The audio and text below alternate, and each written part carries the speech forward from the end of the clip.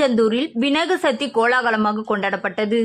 திண்டுக்கல் மாவட்டம் வேடச்சந்தூரில் இந்து முன்னணி சார்பில் விநாயகர் ஊர்வலம் மற்றும் இந்து எழுச்சி ஊர்வலம் கோலாகலமாக கொண்டாடப்பட்டது. இந்து முன்னணி சார்பில் 48 இடங்களில் வைக்கப்பட்ட விநாயகர் சிலை வேடச்சந்தூர் அரசு மருத்துவமனை அருகில் இருந்து ஊர்வலம் தொடங்கி புறப்பட்டு மார்க்கெட் ரோடு கொல்லம்பட்டறை வழியாக ஆத்துமேடு சென்றடைந்து அங்கு பொதுக்கூட்டம் நடைபெற்றது.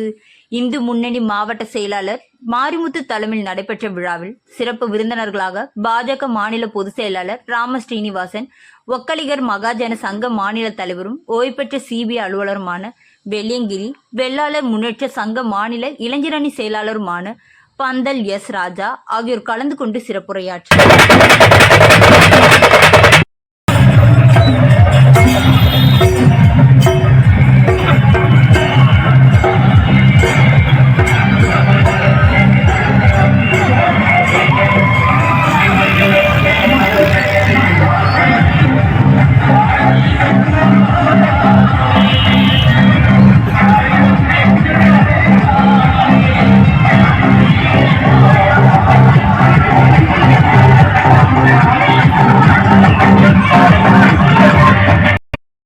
விநாயகர் சதுர்த்தி ஊர்வலத்தில் இந்த தடவை வெறும் 4 பேர் சேர்ந்து இந்த வேடசந்தூர் நகரத்தை பூராத்தையுமே ஒரு குலுக்கிட்டு வந்து உட்கார்ந்து இருக்கிற காவிப்படை சிங்கங்களுக்கு எனது மனமார்ந்த வாழ்த்துக்கள். நான் திரு ராம சீனிவாசன் பேசுனதுக்கு அப்புறம் நான் பேசுறதுக்கு ஒண்ணுமே இல்லை. இருந்தாலும் 1947 சுதந்திரம் வாங்கிறதுக்கு முன்னாடி இருந்து இந்த தமிழ்நாட்டை பார்த்து கொண்டிருந்தவன், காவல்துறையில் பணியாற்றியவன் என்கின்ற ஒரே காரணத்துக்காக என் அனுபவத்தை மட்டும் 2 வரிகளில் நான் சொல்லிக்கொண்டு என்னுடைய பேச்சை முடித்துக் கொள்ள ஆரம்பிக்கிறேன். அதாவது 1967 ஒரு ஆட்சி மாற்றம் வந்தது. 1947 சுதந்திரம் வந்தப்ப ராஜகோபாலாச்சாரி இடைக்கால மந்திரியா சீஃப் மந்திரி தான் இருந்தார் இதுக்கு.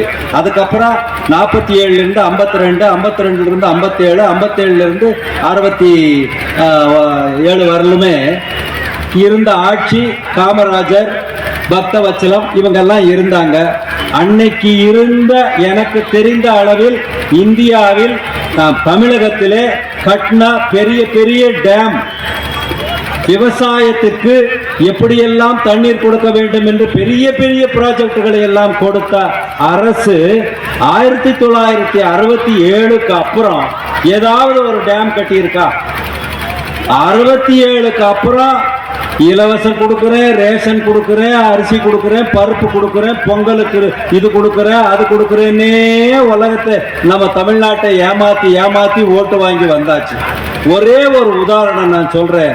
67 கெட்ட தமிழ்நாடு இனி 2026 தான் நிமிர்ந்து நிக்கணும்னு நினைக்கிறேன். பிரிட்டிஷ்கார வர்றதுக்கு முன்னாடியே எத்தனையோ ராஜாக்கள் ஆண்டு கொண்டிருந்தார்கள். இந்தியா முழுக்க ஒரு நாடுன்னு இல்லாம இருந்தது. அதையெல்லாம் ஒன்றுபடுத்தி இந்தியா முழுக்கத்தையும் பாரத தேசம் என்கின்ற ஒரு தேசத்தை உண்டாக்கி, பாரத தேசம்தான் உலக அரங்கில் என்று சொன்னால் அதுக்கு ஒரு மதிப்பு மரியாதை. மறுபடியும் நீ ஒன்றிய அரசு, நான் சின்ன அரசு, நான் சேர்த்துவதில்லை அந்த மறுபடியும் அதே மாதிரி பிச்சு பிடுங்கலாகி, மறுபடியும் சேர சோழ பாண்டியர்களாகி, மறுபடியும் திவான்கள் ஆட்சியாகி இந்த நாடு சின்ன பின்னம் அடைந்து போகுமோ என்று என்னை போன்றவர்களுக்கெல்லாம் ஒரு பயம் உண்டு. ஆனால் அந்த பயம் தெளிய வேண்டும் என்றால் மொத்த பாரத தேசத்தின் பெருமையை உலக அரங்கில் நிலைநாட்டக்கூடிய மத்திய அரசாங்கத்தினுடைய மோடியும் தமிழகத்தினுடைய பாரதிய ஜனதா ஆட்சியும் வந்தால் மட்டும்தான் இந்தியாவுக்கு ஒரு விடிவு காலம் கிடைக்கும். அது வரும் என்ற நம்பிக்கை, இந்த தெய்வ நம்பிக்கை. தெய்வத்தை இல்லை என்று சொல்லுகின்றவர்கள் அத்தனை பேரிலும் மண்டையில் அடிச்சு தெய்வம் உங்களை கண்டிப்பாக தண்டிக்கும். அது 26 அந்த தண்டனை உங்களுக்கு கிடைக்கும் என்று கூறி உங்கள் அத்தனை பேருக்கும் வாழ்த்து கூறி விடைபெறுகிறேன். நன்றி, வணக்கம்.